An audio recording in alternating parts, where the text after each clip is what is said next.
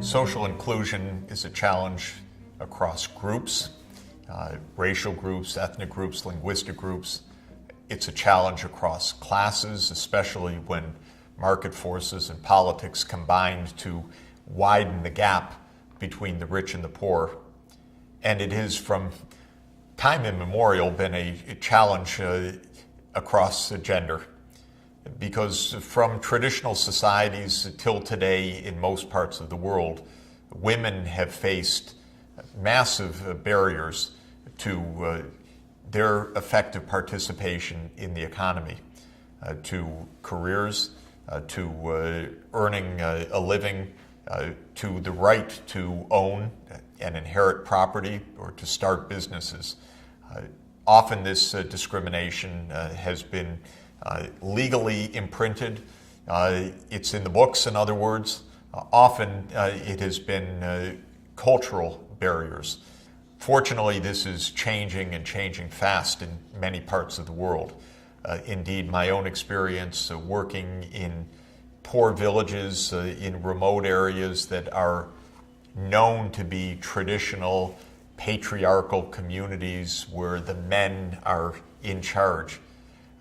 Even in such places, one can observe dramatic social change before one's eyes, where villages that up until recent years never contemplated that a young girl would complete a primary education and go on to secondary school are now actively pursuing, when given the opportunity, the education of their girls not only through secondary school but of young women into higher education and then coming back as leaders of communities. And this in places with the reputation of being highly discriminatory in practice.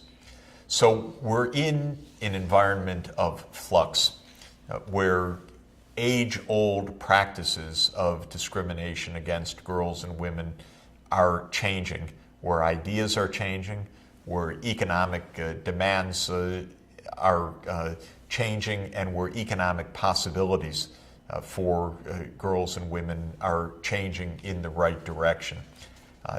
Our purpose in sustainable development is to help that process, to help ensure that societies make all opportunities open to girls and to women, and thereby dramatically to improve their economic performance. Often this is a key step out of poverty. Often it's a key step to overall sustainable development, because when girls are educated, when women are empowered, many very important and powerful and wonderful things happen in society that help not only the economic development, the social equality, but also the environmental sustainability, and of course the quality of governance in society, all of the aspects of sustainable development. The Millennium Development Goals took on gender equality in a quite strong and direct way. MDG 3 says that the goal is to promote gender equality and empower women. And the specific target attached to that is in the education sector, to eliminate gender disparity in primary and secondary education, preferably by 2005, and in all levels of education no later than 2015. And this should be measured by the enrollment rates and the completion rates of girls compared to boys at primary, secondary, and higher education. Let me emphasize the many, many gains that will be achieved by honoring and fulfilling MDG 3. First, of course, is human rights. This is a basic question of human rights. Back in the Universal Declaration of Human Rights and in the International Covenant on Economic, Social, and Cultural Rights, as well as the International Covenant on Civil and Political Rights, the rights of girls and women are protected absolutely as clearly and strongly as the rights of boys and men. Gender equality is at the core of universal human rights from the very start. But the economic gains, the practical implications of this are enormously strong as well. And that's why Jeremy Bentham, with his utilitarian philosophy of the greatest good for the greatest number, would be the first champion of gender equality, because Jeremy Bentham's utilitarian calculation would be very, very clear that it can't work for society as a whole to try to operate on half its brain power, half its human potential, half its investments in skills, training, and know-how. So the returns to investing in girls and women from a quote-unquote human capital point of view, the productivity of women in any sector of the economy, whether they're farmers or workers in industry or workers in the service sector, of course, is greatly enhanced, as it is for men, by more education, better literacy, numeracy, and advanced skills. But when investing in women, there's an added dimension that is extremely important. Women are biologically and socially the main caregivers of children in the family. Of course, that's a bit of a social phenomenon, but it's also a very real phenomenon naturally, because the health of the mother in pregnancy, for example, is absolutely pivotal for the well-being throughout the lifetime of the child. We're learning how intrauterine development, what happens to the fetus during pregnancy, can create the conditions for health or ill health throughout the entire subsequent life. So if a mother faces discrimination, if she's not eating properly, if she is not literate and able to secure access to antenatal care, for example, the consequences can be devastating for the child. Of course, the mother then, by best health practice, will be the exclusive provider of nutrition for the newborn for the first 6 months in breastfeeding, and will play an important role of breastfeeding on a complementary feeding basis for another year or year and a half after that, say for the period from 6 months to 2 years.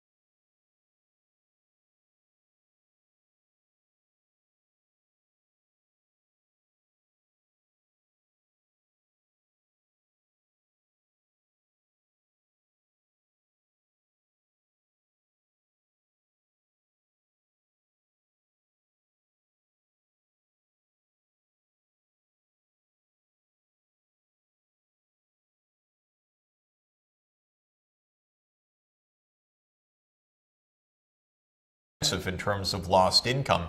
And then it's not a difference between the father and the mother, but rather an alliance of views that say better to have fewer children, to invest more in the health, nutrition, and education of that smaller family. And we've seen for so many reasons why that's a better deal for the children themselves and a better deal for the society in accelerating the end of extreme poverty and in combining the economic development with the social inclusion in that next generation. We have new tools, very good ones, and ever-improving tools to assess the state of gender inequality and to make comparisons across societies in ways that can give good direction and impetus to societies to do better. The United Nations Development Program, beginning in 2010, has begun to construct a gender inequality index, which is a very handy and useful tool. Like its Human Development Index, the Gender Inequality Index combines several different dimensions on a weighted average basis to give a quantified assessment of gender inequality that can be compared across countries. In this index, there are three different categories that are included. First, reproductive health. If mothers face very adverse conditions in reproduction, then this is scored as a high degree of gender inequality. Two subcategories to reproductive health. One is the maternal mortality rate. That is the rate at which mothers die in childbirth or in pregnancy more generally. And the second is the adolescent fertility rate, the rate at which adolescent girls are bearing children, an indication of girls being forced out of their education into early marriage and early childbearing. The second big category in the Gender Inequality Index is empowerment. And this is measured two ways in the index. One is by the share of total parliamentary seats held by women, and the second is by the enrollment rates of women in higher education. And the third big category of the Gender Inequality Index is the measure of inequality of labor market participation. In some societies, till today, women are simply not allowed to work in many sectors of the economy. This is especially true in the Middle East, where women, even very educated women, can't work with men alongside them or are not allowed to work at all in particular sectors of the economy. In other places, labor force participation by women is very, very high. Public policy plays a role here not only in barring or allowing women to participate in particular sectors, but also in facilitating that participation. In Scandinavian countries, for example, with the social democratic ethos and the social welfare state, every woman is afforded the right to have access for their child in a quality daycare financed by the state. And that enables mothers, even poor mothers who might otherwise not be able to afford the child care, to leave the children with high confidence in a very safe preschool environment, and often a preschool environment which does an excellent job of helping to prepare that young child for primary school education.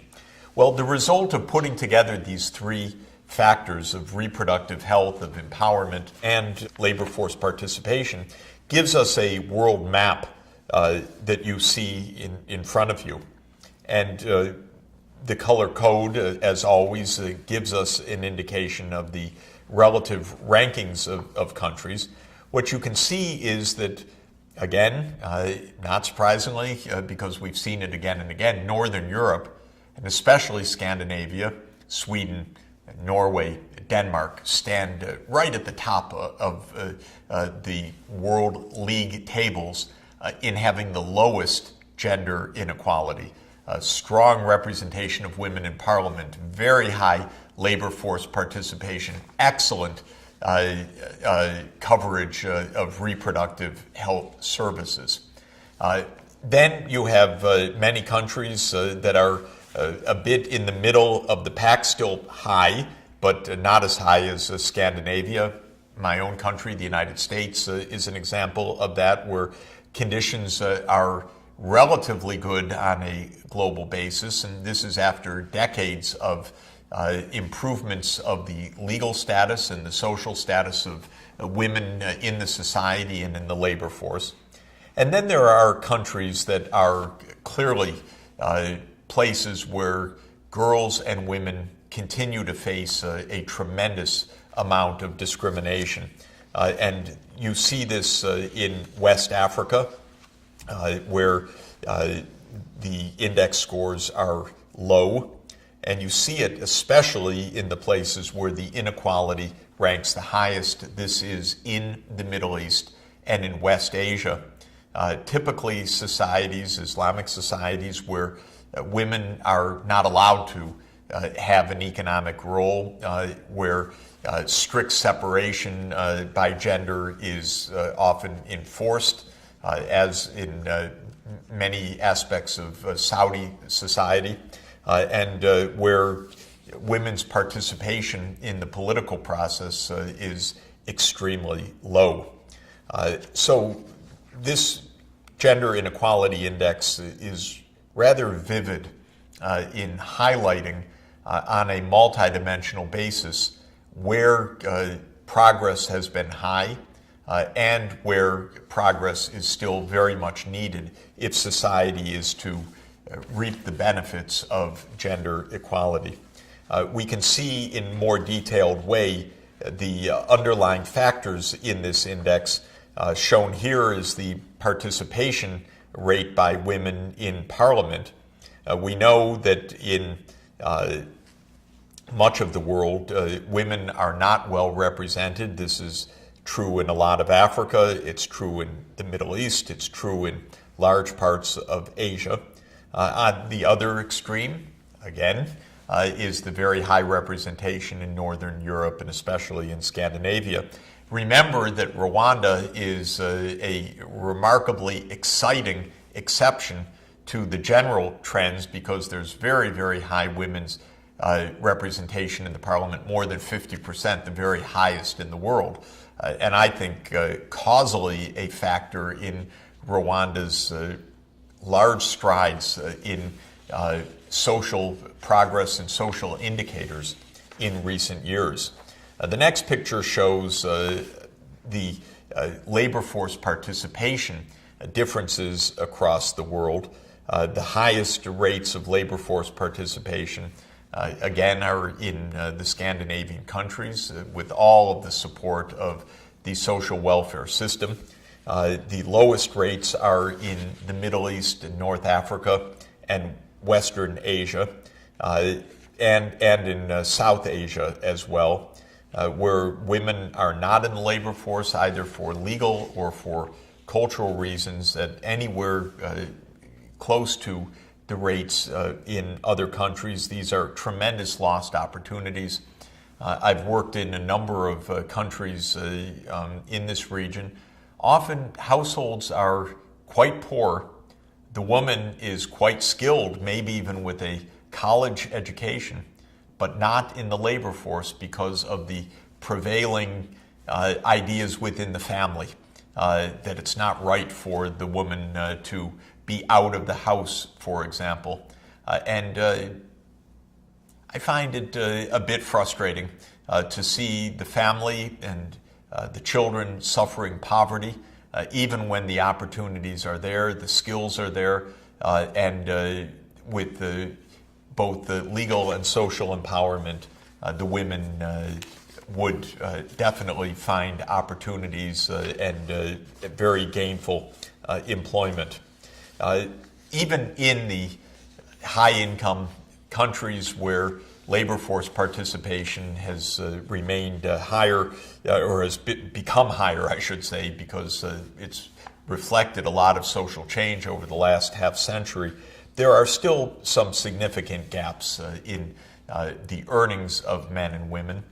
Women may take time out from the labor market during childbearing and raising young children, and this can cause them to suffer a strong loss of earnings. Companies may discriminate, saying we are not going to invest in the skills or the promotion of women because we think they're going to leave to raise families, or simply because of social norms. And I've been shocked, I have to say, by sometimes what I've heard from CEOs in some parts of the world who just assume they being men, that women do not have a place in top management. But there is progress, and it's important progress in education. And I think with the good impetus of the Millennium Development Goals, there has been a narrowing of the gap. At the primary level, the gap has nearly been closed, or has been closed in most parts of the world. Girls in primary school age are in school, they are completing school, they have comparable enrollments to boys. In some parts of the world, girls have overtaken boys at secondary and tertiary level. This is an exciting development. Sometimes I'm wondering what's happening to those young men because they're dropping out. The girls are staying in university. Latin America, which had a tradition and a reputation as a machismo society, male-oriented, is a place where girls have really done very, very well at secondary and tertiary education, and the gaps have been narrowed or fully closed, or more than closed in recent years, and this is a very exciting development. What can be done? What should be done when gender inequality is high and society is bearing the heavy costs of that? It's clear that, as always, a multi-dimensional process needs to be deployed, because some of these barriers are legal, some are cultural, some are a matter of tradition and inertia. Legal reform is often remaining a very important factor. Can women run businesses? Can they own property? Can they inherit property? Shockingly, the answer is often no, still today in the 21st century. Women's representation in politics. Sometimes it's a matter of women running for office and this becoming a normal practice. Some societies have added quotas that say that a certain proportion of the votes on a proportional representation list of a party must be taken by women. And this can have a very powerful effect of changing ideas, changing norms, and changing policies when the women are represented.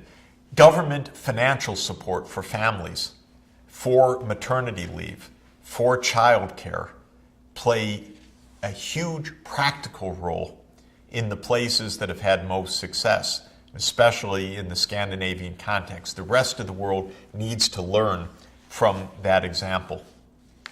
Early childhood development activities where government ensures childcare, preschool, health and nutrition programs for young children, obviously for boys as well as girls, is a big help for gender equality, because otherwise the mothers are the caregivers. The mothers don't then have the opportunities either to provide the care that their young children need or to be able to rejoin the labor market. And finally, it bears emphasizing that around the world till today, women face a terrible, terrible unspoken burden of violence, whether it's rape and the kind of violence that once in a while gets reported, or it's husbands beating wives, and we know that this is a part of the real world around the world. UNICEF and other UN agencies have undertaken heroic efforts to bring this kind of violence against women and girls to light, to help advocate and press for changes of laws. And when the laws are on the books but the enforcement is not, to press for proper enforcement and public leadership so that these laws are taken seriously and they are enforced. In many traditional societies, women were the property of their husbands and the property to beat if that's how they saw fit. This inhuman approach that is a most fundamental denial of human rights has got to come to an end. It is a core part of gender equality.